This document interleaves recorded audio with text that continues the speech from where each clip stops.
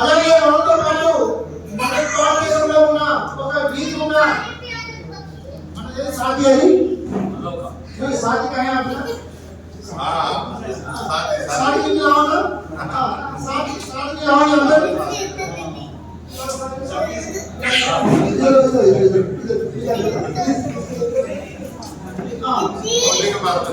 అయితే అక్కడ మన ఇండియాలో ఒక వీధి ఒక వాళ్ళతో పాటు ప్రయాణం చేస్తుంది 3 కిలోమీటర్లు.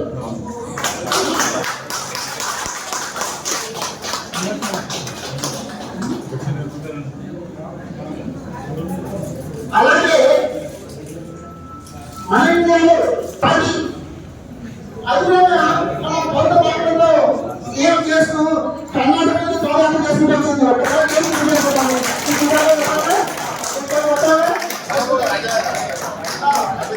తెలియదు ఎందుకు వస్తుందో తెలియదు. కర్ణాటక నుంచి వాళ్ళతో పాటు నడుస్తూ వస్తుంది. దాని పేరు సాగి.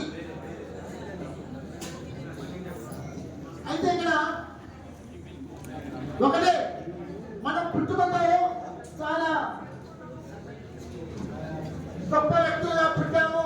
ఎలాంటి కల్మషం లేని మానవత్వంతో ప్రేమతో పుట్టాము. కానీ పెరుగుతున్న మనుషుల్లో ద్వేషము, కోపాలు, అనేక రకమైన చెడు ఆలోచనలు వచ్చి ఈరోజు కలిసి జీవిస్తున్న మనుషులను విడిపోతున్నాం. అలాగే విడిపోతే పర్వాలేదు, కానీ ఒకరిపైన ఒకరు యుద్ధాలు చేసి ఎంతమందిని చంపుతున్నారు ఈరోజు ప్రపంచంలో. ఏమి అపశుభం తెలియని మహిళలు, అపశుభం తెలియని పిల్లలు అనేక మంది చచ్చిపోతున్నారు. అందుకే ప్రపంచంలో అగ్రరాజ్యమైన యుఎస్ఏలో, అలాగే మన అతిపెద్ద భారతదేశమైన ఇండియాలో ఈ మనుషుల మధ్య దేశం పెరిగిపోయి వీళ్ళ మనుషుల్లో ఒక శాంతి నెలకొల్పాలని వీరు సుమారు 450 కిలోమీటర్లు పాదయాత్ర చేస్తూ కొనసాగుతూ వస్తున్నారు. ఇప్పుడు ఎండలు కొనసాగుతున్నాయి, విపరీతమైన ఎండలు. మనము భూమి మీద నడవడం కష్టము. అలాంటిది బీటీ రోడ్డు మీద ఉంటుంది, కలిగి విపరీతమైన వేడి వస్తుంటుంది. అయినప్పటికీ కాళ్ళకు చెప్పులు లేకుండా బేర్ ఫుడ్స్ అంటే చెప్పులు లేకుండానే వాళ్ళు ప్రయాణం చేస్తున్నారు. ఆల్రెడీ వాళ్ళ కాళ్ళకు బొబ్బలు రావడం జరిగింది. అలాగే వాటిని కుట్టుకుంటూ ఇలాగే ప్రయాణం చేస్తున్నారు.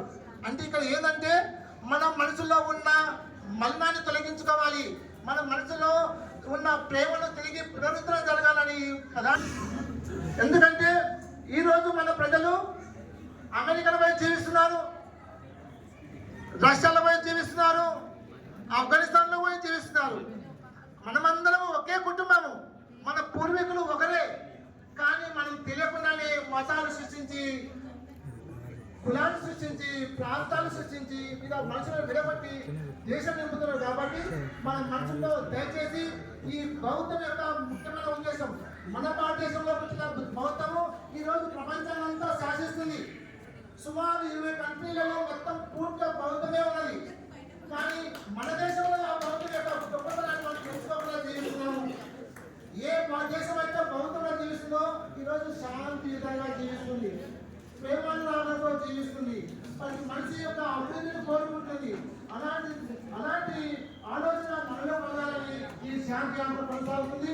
ఈ సందర్భంగా మీరు చేసిన శ్రమకు మన ఇంత తరపున వాళ్ళందరికీ పాదాలు చేస్తున్నాం.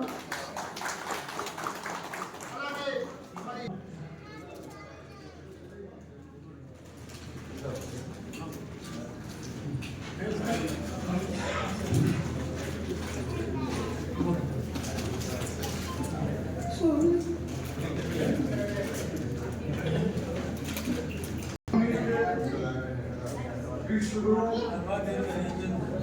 भारत सरकार ने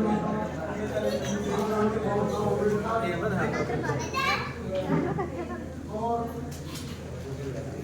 आज यहाँ पर तेलंगाना की जो संस्था है भिक्षु मठ, जो आप देखें बहुत संख्या में यहाँ पर है।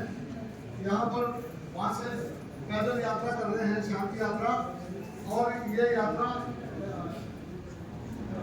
2 फरवरी से शुरू हुई और 3 मार्च को ये तेलंगाना के बुद्धवनम जो नागालैंड ये बात वहां तक जाएगी।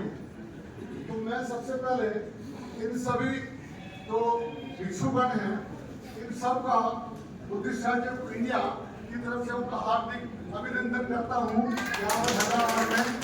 और दूसरा साथ में हमारे साथी का भी जो मऊ से आए हैं यात्रा कर रहे हैं। तो क्यों कर रहे हैं सवाल ये है तो चूंकि अब पूरी दुनिया के अंदर मैं समझता हूँ कि तो सब है कि सबका कल्याण होना चाहिए, सबकी अच्छी मुक्ति होनी चाहिए और सब दोनों सुखी रहनी चाहिए। जो गौतम बुद्ध है वो सारी दुनिया में माने हुए हैं और जिसमें करुणा है, इसमें मैत्री है, इसके अंदर उन्होंने मैत्री फैलाई, सबके प्रति करुणा की भावना उनके अंदर रही और साथ में सबका उन्होंने कल्याण किया, सबसे प्रेम किया। किसी भी दुनिया में किसी भी व्यक्ति के प्रति ईर्ष्या भाव नहीं रहा उनके मन में, क्योंकि उनका रास्ता है, उनका रास्ता ऐसा है सबका कल्याण हो, सबसे सत्ता सुखी होगी, केवल मनुष्य का ही नहीं। उनका जो मार्ग है उसमें उन्होंने कहा है केवल मनुष्य का ही नहीं